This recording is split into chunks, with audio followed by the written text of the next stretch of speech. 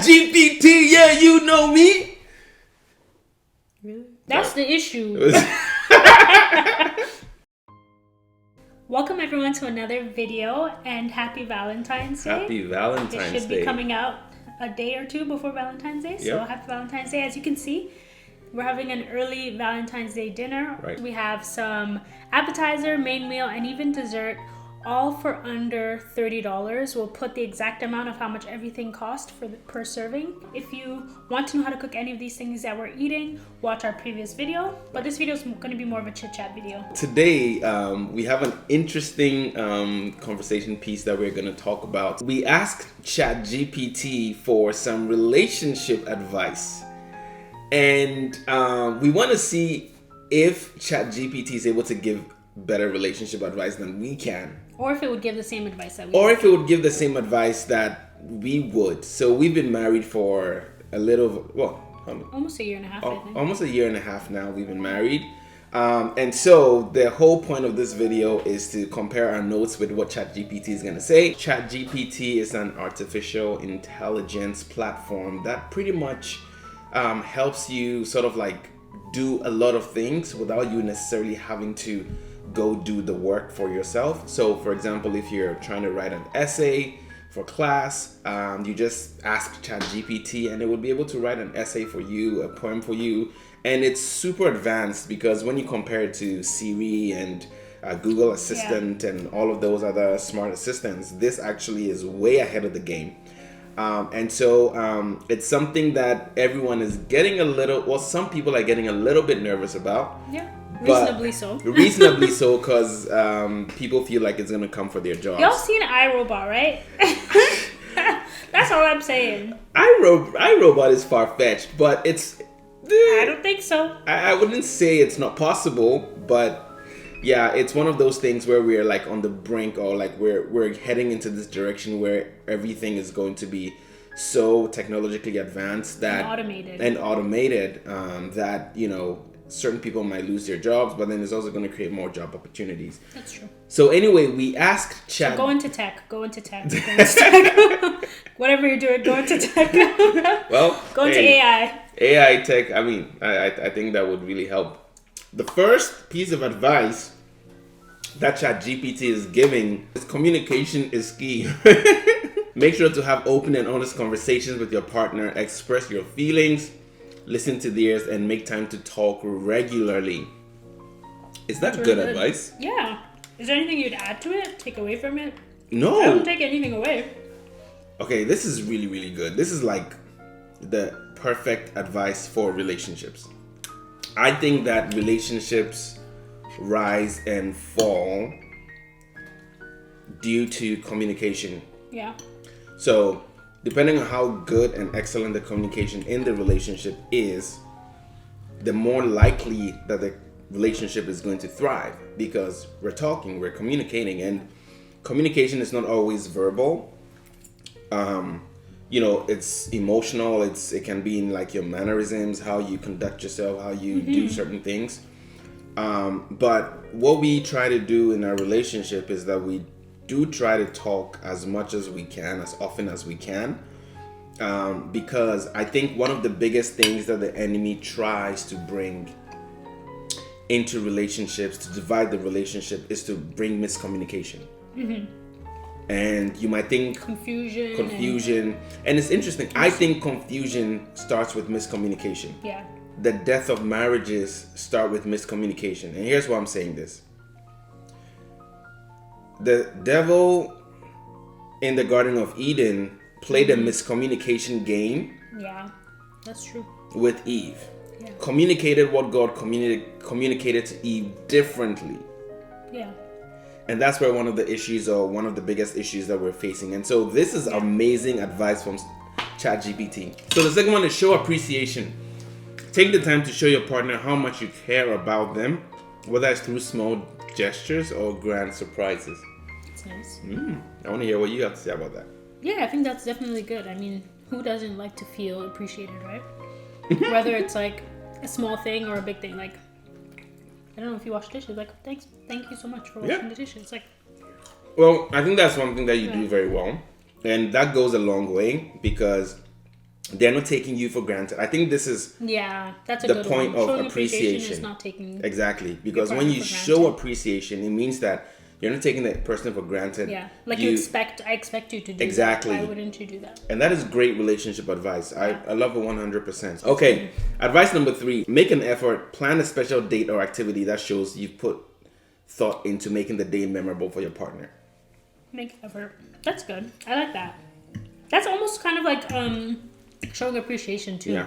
It's very similar, but I like that too. Like being a bit spontaneous and not settling in and getting comfortable. Like, oh, I don't have to take you on dates anymore. I don't have to do this. I don't have to do this because we're married or because we're in a long-term relationship or whatever your situation may be. And that's for both parties, not just for the men. It's for the women as well. To plan things. Yeah, I like that. Yeah, I like that. Not just for the men, but for the women. Yeah. I really, really like that. Because sometimes I feel like there are a lot of expectations that are placed on men.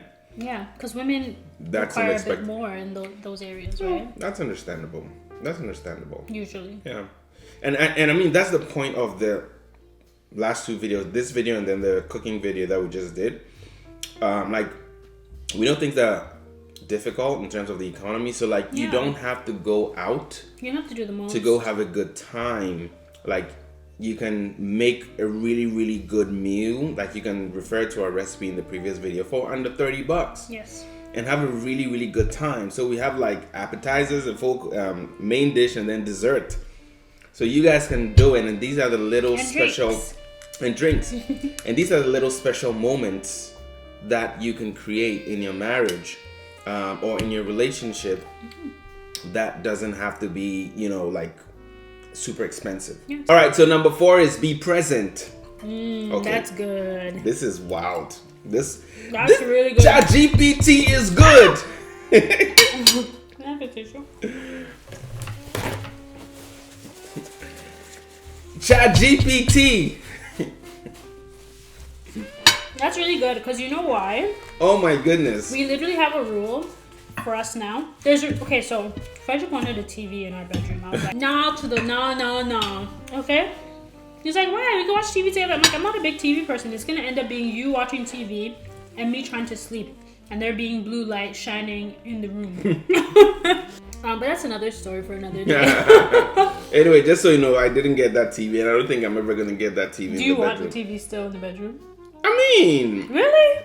I thought you were like, no. Okay. Well. I mean, I agreed to it because... But we then made I'm about to say the rule we made up. So why would we then bring a TV into the bedroom? Well, we made up the rule because at the end of the day, I have to... I can't always have my way, right? It doesn't mean I still don't want a TV in the bedroom. I want it. Really? Yeah. Okay. Well, we made a rule though. But you even brought this rule. I had to because... He brought this rule. He said basically once we get into bed, if it's just one person in bed, you're good to be on your phone or whatever. But once we're both in bed, we put our phones on the nightstands. We put our phones away and we talk, we discuss or whatever. But we just put the phones away and talk to one another because it's very easy to be on your phones.